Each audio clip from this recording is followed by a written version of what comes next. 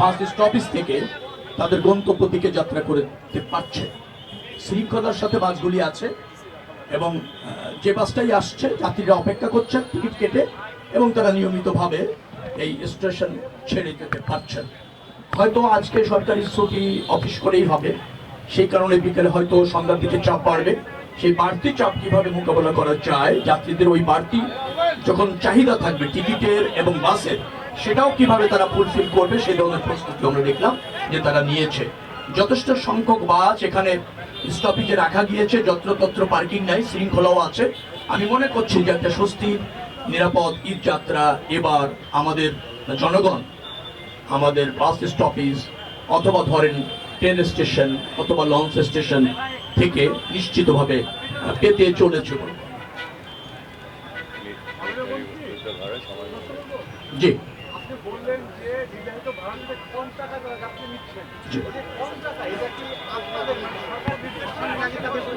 না, তাদের খুশিতেই নিচ্ছেন। আমরা বলেছি যত কম রাখা যায়, নির্ধারিত ভাড়ার চেয়ে কম টাকায় অনেক সময় তারা যাত্রী নিতে অভ্যস্ত অতীতে।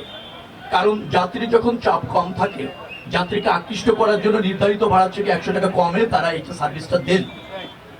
এখন তারা যেটা করছেন, অনেকে ওই জায়গায় আছেন যে কমটা নিতেন সেই কমের মধ্যেই আছেন। ধরেন নির্ধারিত ভাড়া 700 টাকা, তারা 600 টাকায় প্যাসেঞ্জার নিতেন, এখন 600 টাকায় নিচ্ছেন। অনেকে 700 টাকা নির্ধারণ ভাড়া হয়তো 700 নিচ্ছেন, কেউ আবার 20 টাকা কম নিয়ে 680 দিচ্ছেন। অর্থাৎ নির্ধারিত ভাড়া ক্রস করেছে এরকমের কোন নজির আমি গত 7 দিনে পাইনি কোথাও।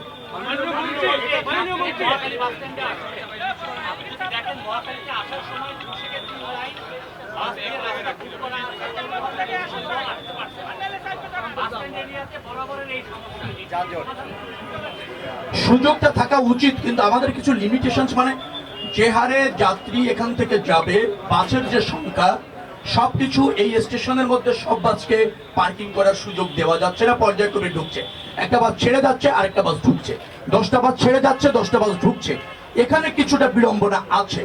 এখন ধরেন আজকের মধ্যেই তো এটা এই স্টেশন থেকে বড় করা যাচ্ছে না। তারপরও আমি বলেছি শৃঙ্খলা রেখে মেইন রাস্তায় যাতে যান চলাচলটা বাস চলাচলটা অবাধ থাকে, ততটুকু শৃঙ্খলা যেন এখানে রাখা হয়। একেবারে স্ট্রাইক যাতে না হয়ে যায়, যান চলাচলটার জন্য স্বাভাবিক রাখার চেষ্টা করা হয়।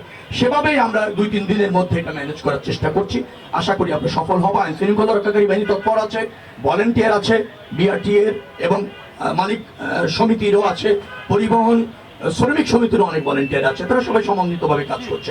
কোনো ব্যত্যয়, কোনো ধরেন অসন্তোষ বা সমন্বয়হীনতা এটা আমি দেখি না। আমরা দেখেছি এই মহাখালী বাস টার্মিনালে মন্ত্রীরা যখন পরিদর্শন করে তখন সব ঠিক যে ভাড়া নেওয়া হচ্ছে তার দ্বিগুণ বা এর চেয়েও বেশি কোনো সম্ভাবনা নেই। আমি আপনাদের কাছে বলছি, নির্ধারিত টাকার চেয়ে 1 টাকা ভাড়া নেওয়ার কোনো সুযোগ নেই। মোবাইল কোর্ট এখানে আছে, এখানে ভিজিলেন্স টিম এখানে আছে, এখানে কন্ট্রোল রুম আছে পুলিশের। যে কোনো যাত্রী কমপ্লেন করলে তাৎক্ষণিক ব্যবস্থা নেওয়া হবে এবং আমরা 24 ঘন্টা তৎপর আছি। 24 ঘন্টা। আমি আপনাকে একটা উদাহরণ দিই। কালকে আমার কাছে মোবাইল একজন মেসেজ পাঠিয়েছেন, রংপুরে তার কাছে 100 টাকা ভাড়া ক্লেম করা হয়েছে বেশি। আমি তাৎক্ষণিক রংপুরের ডিসির সাথে কথা বলেছি, তিনি সেখানে গিয়েছেন, ভিত্তি পাননি কোনো অভিযোগের।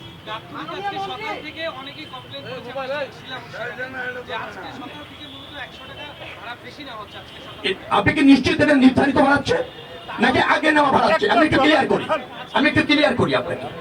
নির্ধারিত ভাড়া যেটি, তার চেয়ে কম ভাড়ায় আমাদের পরিবহনগুলি যাত্রী নিত এবং নিচ্ছে।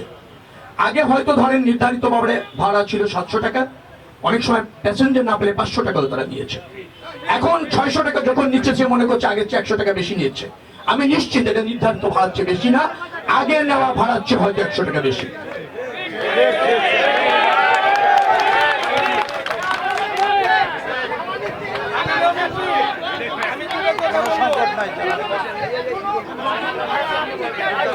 সংকট আন্তর্জাতিক পর্যায় থেকে ব্যবস্থাপনায় আছে, কিন্তু গণপরিবহনে পর্যাপ্ত জ্বালানি নিশ্চিত করা হয়েছে। গণপরিবহনের মালিক এখানে আছেন, গতকাল রাত থেকে নিশ্চিত করা হয়েছে গণপরিবহনে পর্যাপ্ত তেল সরবরাহ করা হবে। তেলের দাম বাড়ছে না, তা আমি আগেও আপনাদেরকে জ্ঞাত করেছি। আজকেও বলছি তেলের দাম বাড়ছে না এবং পর্যাপ্ত তেল গণপরিবহনে নিশ্চিত করা হবে। না পাচ্ছে না, মালিক এখানে আছে, পাচ্ছে না এরকম বলার কোনো সুযোগ নেই। পাচ্ছে তেল, আজ তেল পাচ্ছে, পর্যাপ্ত হারে তেল পাচ্ছে, পাচ্ছে পাচ্ছে। কোথায় গিয়ে তেল পাচ্ছে না আমাকে বলেন? কোন পাম্পে গিয়ে পর্যাপ্ত তেল পাচ্ছে না? মালিক সমিতির নেতারা এখানে আছেন, বিচ্ছিন্ন ভাবে না, আপনাদের সমিতির নেতারা এখানে আছেন, আমাকে জ্ঞাত করেন, তেল দেওয়ার দায়িত্ব আমার। পাচ্ছেন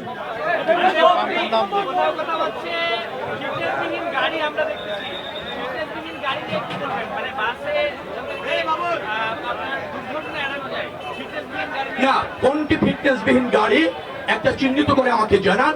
ফিটনেসবিহীন গাড়ি চলা আমরা সম্পূর্ণভাবে নিষিদ্ধ এবং নিরুৎসাহিত করছি, কন্ট্রোল করছি, আমাদের মনিটরিং টিম দেখছে।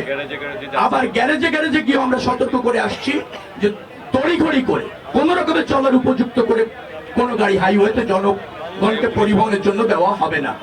অতএব হাইওয়ে পুলিশ এখানে তৎপর আছে, এখানে ধরেন মনিটরিং টিম আছে, সবাই কাজ করছে। যদি আপনারা দেখেন আমাদের নির্দিষ্টভাবে গাড়ির নাম্বার দিয়ে বলেন, আমরা তাৎক্ষণিকভাবে ওই মালিক এবং গাড়ির বিরুদ্ধে অ্যাকশন দেব।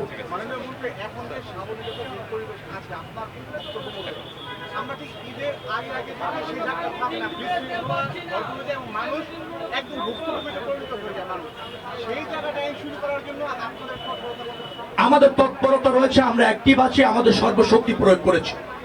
আমাদের যে সমস্ত কাজ করার প্রয়োজন এটা নিয়ন্ত্রণ করবার জন্য, ব্যবস্থাপনাটা নিশ্চিত করবার জন্য আমাদের সব টিম সজাগ আছে, সক্রিয় আছে, তারা যে কোনো মূল্যে এটা করবে। তবে একটা কথা মনে রাখা দরকার, 2 দিনে অথবা 2.5 দিনে 1.5 কোটি লোক ঢাকা শহর ছাড়বে। আপনার রাস্তা, আপনার যে পরিবহন সক্ষমতা, এটার উপর একটা বড় চ্যালেঞ্জ এবং চাপ, সেটা মাথায় রেখে আমাদের সবকিছু করতে হচ্ছে।